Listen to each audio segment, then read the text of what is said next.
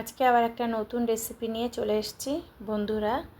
আজকে যে রেসিপিটা আপনাদের সামনে নিয়ে এসেছি সেটা খুবই সাধারণ, বাড়ির আনাচে কানাচে থাকা জঙ্গল দিয়েই এটা খুবই উপকারী একটা জঙ্গলি গাছ। আমরা এটাকে তেলাকচু বলি, আপনারা কে কী বলেন আমাকে বলবেন কমেন্ট করে। এটা খুবই উপকারী, ডায়াবেটিস যাদের আছে তাদের জন্য, প্রেশারের জন্য খুবই উপকারী। ছোটোবেলায় মা রান্না করতো, কিন্তু খেতে খুবই ভালো হতো, তো সেই রকমভাবেই রান্না করার চেষ্টা করেছি আমার এই তেলাকচু শাকের রান্নাটা।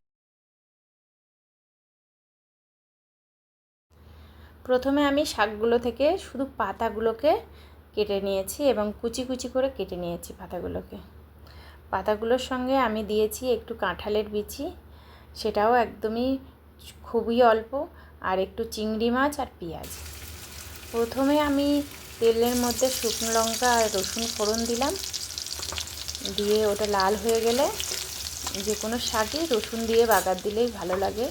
আমি আজকে প্রথমেই রসুন দিয়েছি, যেহেতু এটা কোনো সিদ্ধ করার ঝামেলা নেই। আর তার মধ্যে রসুন আর শুকনো লঙ্কাটা একটু ভাজা ভাজা হলে তার মধ্যে চিংড়ি মাছ আর পেঁয়াজটা দিয়ে দিয়েছি। পেঁয়াজ আর চিংড়ি মাছটা দেওয়ার পর তার মধ্যেই আমি দিয়ে দিয়েছি কুচি কুচি করে কাটা কাঁঠালের বিচি।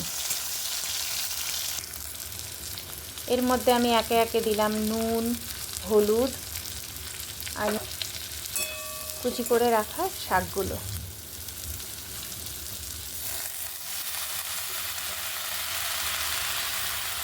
শাকটা দেওয়ার পর আমি ওটা ঢাকা চাপা দিয়ে দিলাম।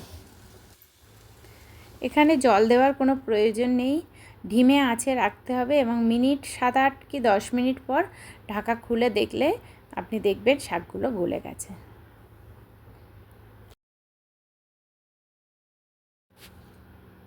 শাক যেহেতু তাতে খুব বেশি মশলা লাগে না, একটু ভালোভাবে ভাজা ভাজা করতে হবে শাকটাকে, ভাজা ভাজা করে নামিয়ে নিলেই হয়ে যায়। একটু টাইম দিয়ে আস্তে আস্তে একটু কম আঁচে, সবসময় শাকটাকে একটু কম আঁচে আস্তে আস্তে নাড়াচাড়া করতে হবে। নাড়াচাড়া করে শুকনো শুকনো হয়ে যাবে যখন, তখন ওটাকে নামিয়ে নিতে হবে।